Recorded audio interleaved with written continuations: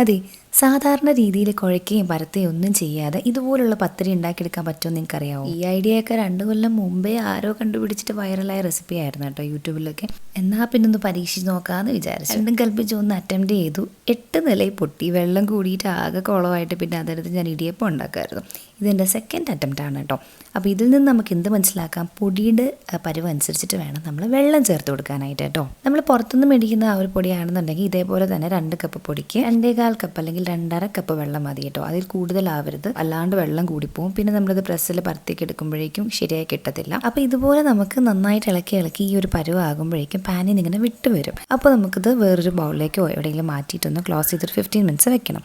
എന്നിട്ട് ചെറിയ ബോൾസ് ആക്കി എടുത്തിട്ട് കുറച്ച് ഓയിലൊന്ന് തടവിയിട്ട് പ്രസ്സിൽ വെച്ചിട്ട് പരത്തിയെടുക്കാം. നമ്മളിങ്ങനെ വീട്ടിൽ പൊടിപ്പിച്ചെടുക്കുന്ന അരിപ്പൊടിയൊക്കെ ആണെങ്കിൽ വെള്ളം കൂടുതൽ വേണ്ടി വരും കേട്ടോ. ഞാനിതിൻ്റെ എക്സാക്ട് മെഷർമെൻറ്റ് ക്യാപ്ഷനിൽ കൊടുക്കാവേ. അപ്പോൾ അത് നോക്കിയിട്ട് ഉണ്ടാക്കി നോക്കണം, ഇല്ലെങ്കിൽ പാളിപ്പോകാനുള്ള ചാൻസ് വളരെ കൂടുതലാണ്. അപ്പോൾ ബിഗിനേഴ്സിനാണെങ്കിലും വളരെ യൂസ്ഫുൾ ആണ് കേട്ടോ ഈ ഒരു ഐഡിയ. പത്തിരി ഉണ്ടാക്കാൻ അറിയത്തില്ല എന്നിനി പറയണ്ടല്ലോ.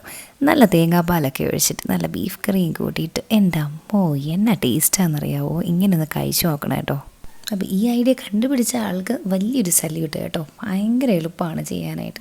അപ്പോൾ എന്തായാലും ട്രൈ ചെയ്ത് നോക്കട്ടോ.